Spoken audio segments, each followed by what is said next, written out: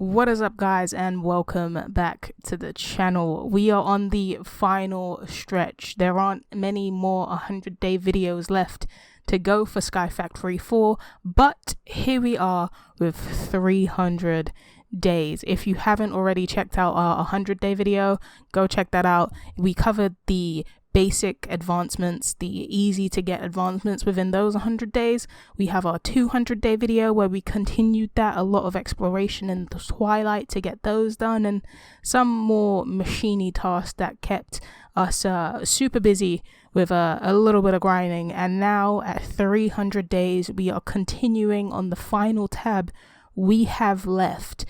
Spoiler alert, we didn't complete it, so there is another couple 100-day videos left to go, but I feel like we are very close. Either way, I hope you enjoy what you are about to watch.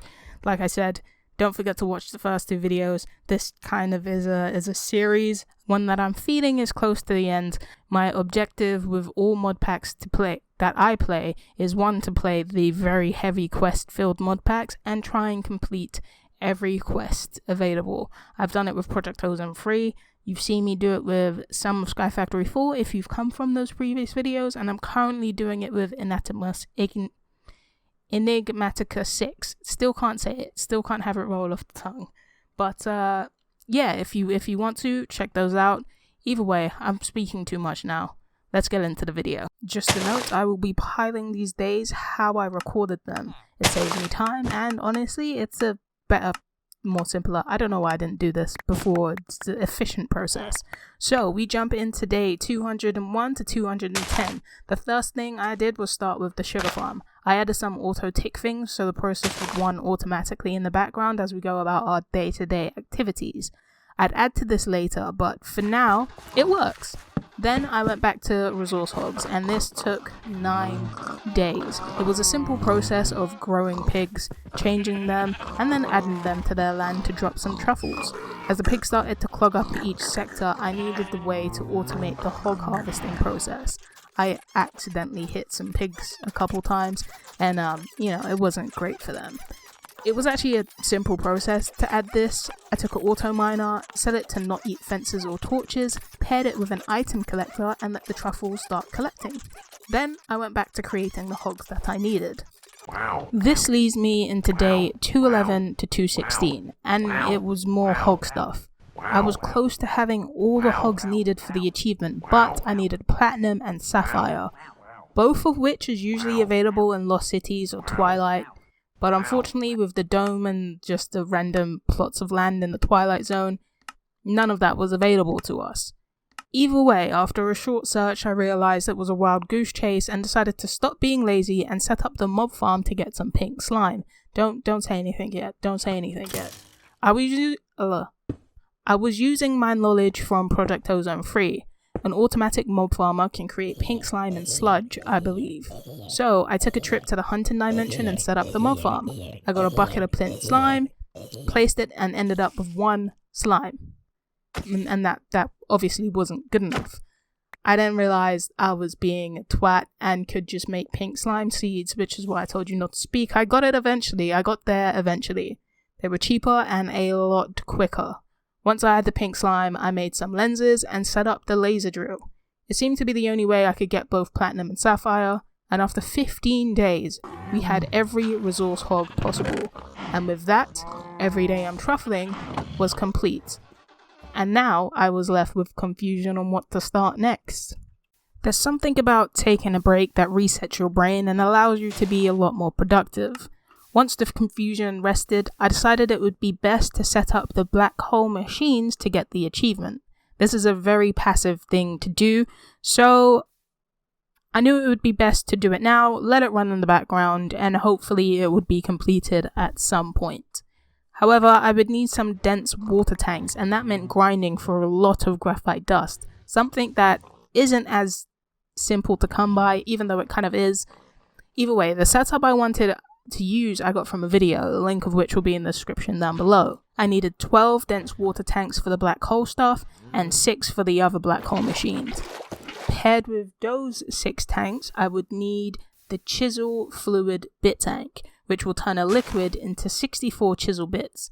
Apparently this is the cheapest and fastest way to fill the black hole tank thing, according to the video that I watched. I also decided to up my cookie singularity game. Had a couple working in the background to fill up the jar, but I realized I needed a lot more and a lot faster. So I set up another compact dimension and got to work. In between that, I did more graphic and black hole stuff, and then towards the end of the day, I decided to finally stop being lazy and automate the HDDP, whatever. I decided to automate those pellets because I was going to need some blue mulch bonsais. And we move on to another set of days, 225 to 228 to be exact. Because I wanted mulch, blue mulch, to be specific, did I just say, I really just said Pacific. In order for the cookie singularities to run in the background at a decent speed, I would need 64 bonsais and 64 blue mulch. To be honest, to get it even faster, I'd probably need to double that, but for now, I kept it this way. Because I had a lot of spare mulch sitting there, all I had to do was upgrade them. So that's all I focused on in these days, the cookie stuff.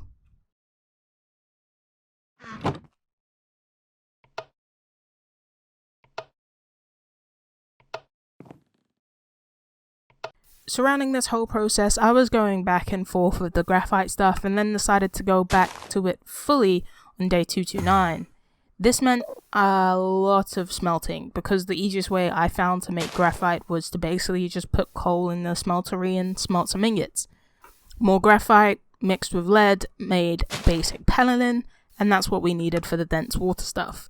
Eventually, I made all the dense water tanks I needed and had the black holes up and running in a compact dimension.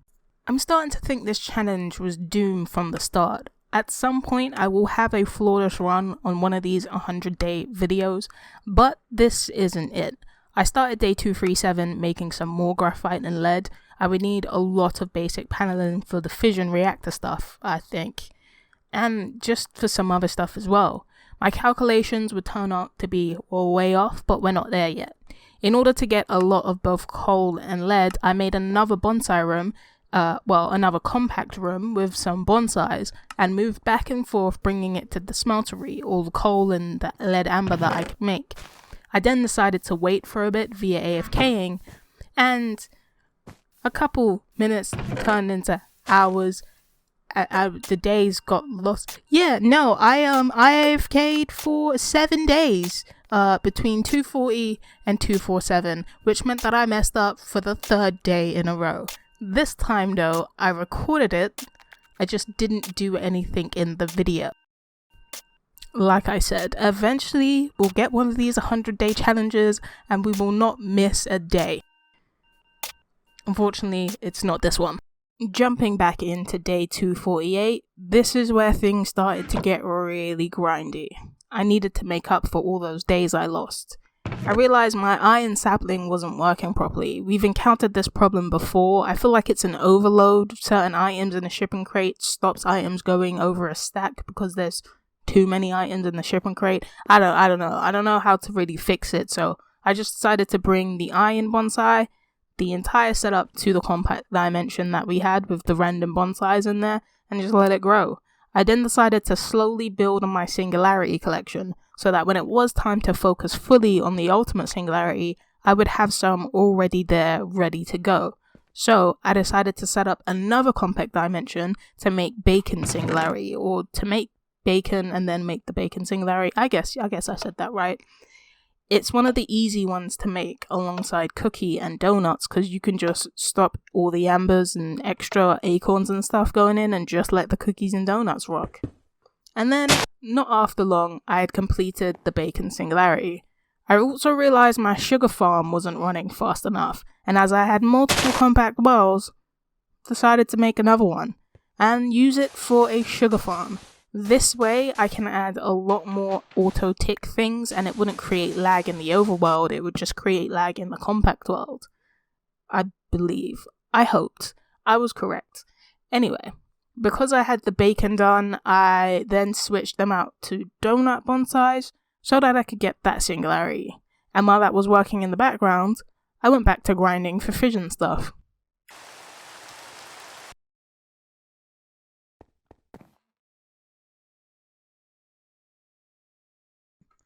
And that would continue on to day 258 to 260, where I would then realize my maths was super wrong. I had calculated 24 cubed, which is fine if the reactor wasn't hollow inside.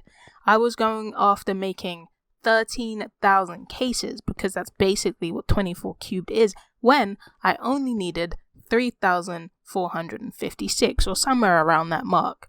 Luckily, I was able to realize it before it was too late. However, with the materials, I can now basically make 2 reactors. Wasn't going to do that yet, but maybe one day.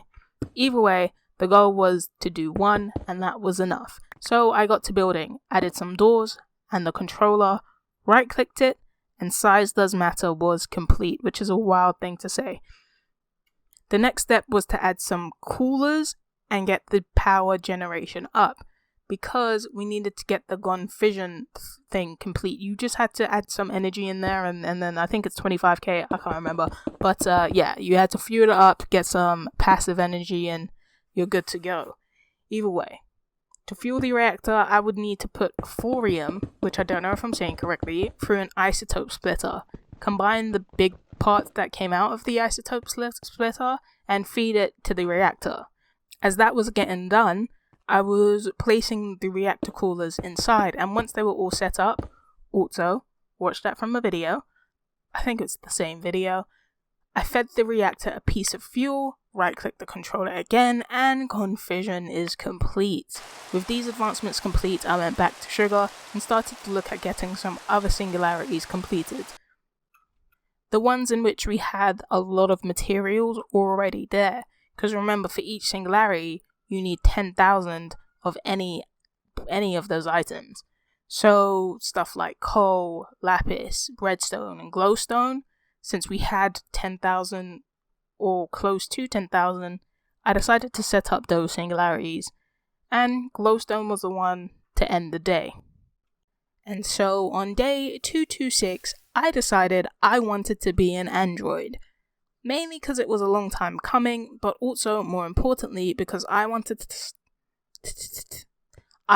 to start on the matter overdrive advancements that, spoiler alert, I don't actually complete yet.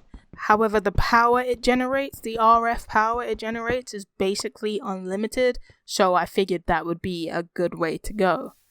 I started to create the components needed, including stupidly making another manufactory, as I somehow forgot where I put mine after all the graphite dust I had grinded for in the manufactory. I'd like to say we all have slow moments, but I truly doubt it. Once everything was ready to go, I took the blue pill, or the yellow pill, or the red pill. There's 3 pills. I took one of them, which killed me, to then transform me into an android. Thank God this wasn't hardcore. I spent some time exploring the android leveling system and adding stuff. I took a break to clean the truffle chest and do some mythical essence farm stuff, and then went into matter overdrive prep. Once I had everything, I went to the Lost City, found an anomaly, and got to building it. Even though this makes power, I would need to give it some first, so I figured how to use flux points via watching a video, obviously. It was actually a pretty simple process, but I was missing one big thing that I would figure out a little later on. Well, a lot later on, to be honest. Anyway, once the flux plug point was set up, I had infinite energy.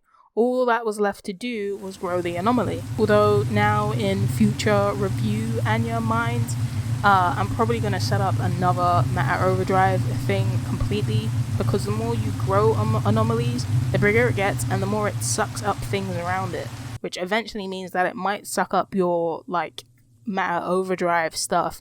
Any block you place, it sucks it up. So I had an issue where I put some flux points on our machine to get the energy, and it would suck up the flux points because it was getting too big. But that doesn't happen yet. So we ended off the day going back to the overworld and smelting a bunch of stuff. I decided to finally stop being lazy and actually set up a lava generator, because doing the cobblestone thing was kind of getting on my nerves.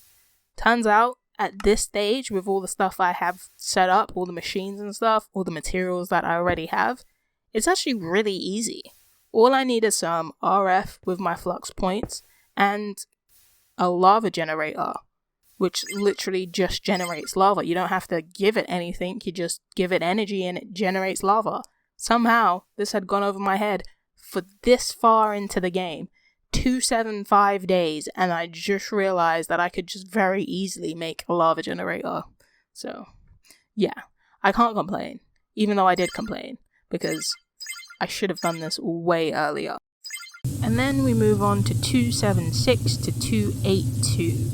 The thing about anomalies that I literally just mentioned is that the more you feed it, the bigger it gets, and it starts to suck up the blocks that are around it, aka the flux bug, which is why I was just able to explain everything I just said. When I realized this was happening, I was super worried. I felt like I wouldn't have power because everything I put down would just get sucked up. However, I realized that you can add 2 more stabilities, one above and one below, and this helped reduce the anomaly we had. This was great because it meant that I could still harvest all that energy for all the other things we had to do in the game, but it was the reason I'm now just going to make another matter overdrive, pump it to be as big as it needs to be for me to get the achievement, and then if it kills itself, it kills itself. After all that was set up, I took a sugar break, which basically means making a bunch of compressed sugar. I cleaned up some of the extra stuff I had lying around, and then got to work on making the fusion reactor stuff. In order to get elite pellets, I needed sulfuric acid and fluorite, which caused me to stress eat because the thought of making multiple stages of machines and liquids was kind of daunting. Not to mention, the traditional way of getting fluorite was through breaking lapis, and after running around and not finding that option, I felt stuck and I had no idea what to do or how to get it. Until I realized I was kind of being a little bit slow, and I didn't look at the JEI, whatever it's called properly. All I needed was a rock crusher, which I had already made, and some diorite, which I could easily make, and just like that, I had crushed fluorite. And then for no reason, except for me being extremely slow, I pressurized it, and then had to crush it again, because I was focused on the wrong thing. Either way, I worked on the sulfuric acid stuff, which, to be fair, it is easy, but it is super tedious. And this tedious process continued on to day 283, but the next day after that, I would have finally made the fusion core, which needed the bulk of sulfuric acid and all that stuff. I then started to work on the other fusion stuff. I would need 92 connectors and 832 electromagnets. And I know what you're thinking, my maths has always been wrong. I promise you this time, that is how much you need to make a 24 by 24 fusion reactor. This, however, did meant that the grinding process did not stop. I needed a lot of advanced platings and a lot of solenoids. Solenoids? I don't know if I'm saying that correctly. Either way, it meant a lot of tough alloy and copper. So the rest of the days were spent grinding for all that stuff. Super grindy. That didn't stop until day 296, when I felt I had enough materials and could finally make 832 electromagnets. And all that leads to our final 3-day stretch. With all the magnets ready to go, I made them glass for aesthetic purposes and built the rest of the fusion core structure. I ended the night with go big or go home complete. These days went by in a super blur. I had the liquid needed to start the core process, but hadn't made the active coolers. This would be a big mistake. One, I wouldn't notice because I had to fix the energy issue. That one big thing I said I was missing earlier in regards to the matter overdrive and flux points. Well, it was a chunk loader. Every time I left the lost cities, the chunk would stop loading, which meant that I wasn't getting the power I continuously needed. It's something that I had never noticed because of all the stuff I had powered and ready to go didn't need that much power. But with the amount of power that the fusion reactor takes to start, I had definitely noticed it. And like I said, the solution was very simple. It's something we had made very early in this pack that I felt I would never use because I didn't actually know what it did, even though it said what it did. but at the time I had no reason to look into it and had no idea what it really meant. It was the weirding tool, and I don't know where mine is or if I still have it, and I wasn't gonna look for it. I may have maybe thrown it off the side of the thing thinking I would never need it, but I made some new ones and set it up, and just like that I had continuous power, unlimited power coming through. It meant that our fusion core was starting to go, which was where things went wrong. It blew apart basically.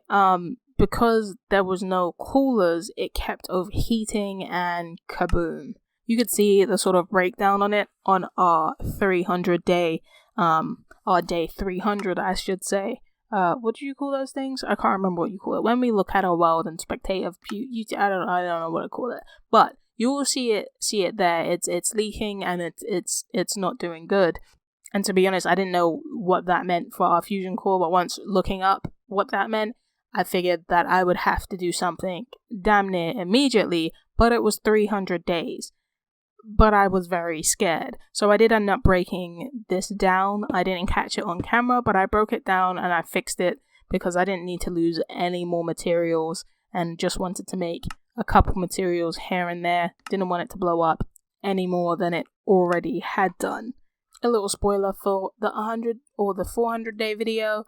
It goes well. It's all set up now. It looks great, and it's slowly working in the background. I think I have to give it better liquids, but you'll see when we get there. But for now, just like that, 300 days is complete. I feel like I've done so much and nothing at the same time. We have breezed through. I wouldn't say breeze through, it's 300 days, but we have completed a ton of advancements, and technically in the 200 to 300 day mark, we didn't complete as many. However, because they were so hard and so tedious, we still did a lot of work. So I am very proud of myself, mainly for getting this far and also for getting... we have very little left to go in terms of our advancement pack. Even though we're getting to the hardest parts, there's about to be very little that we're going to be able to do in terms of the advancements because it'd just be a waiting game. There will be a 400 day video. I've already started recording it to get it going. But I do want to say that if you've come on this journey with me, thank you so very much. When I started the 100 day challenge, I was at 20 subscribers. And over 3 months, I'm now at 200. To some people, that means nothing. But to me, it means the absolute world. I now believe that I generally can get this channel up to 1,000, start monetizing, and hopefully make this my job one day. And with your continuous support, that can definitely happen. And I feel like it will happen. We're on our journey and we are getting there. So a very big thank you to you guys who've watched my video, who's liked, who's commented, who's subscribed, who's watched the other videos on my channel, and who's supported this to the 300 day mark. It means, again, the absolute world to me, and I couldn't have done it without you. Like always, I do have some other stuff that you guys can watch on our channel until we get that 400 day video out. I have an Enigmatica 6 series where we try and get those achievements as well. It's going to be a let's play type of series. We're taking our time, but it is hardcore, and that's something I've never done before on this channel. I have PO3 that you can go back and watch if you really want to. I have a Pokemon sort of mini series that I think I'm going to stop, but I haven't closed that out yet.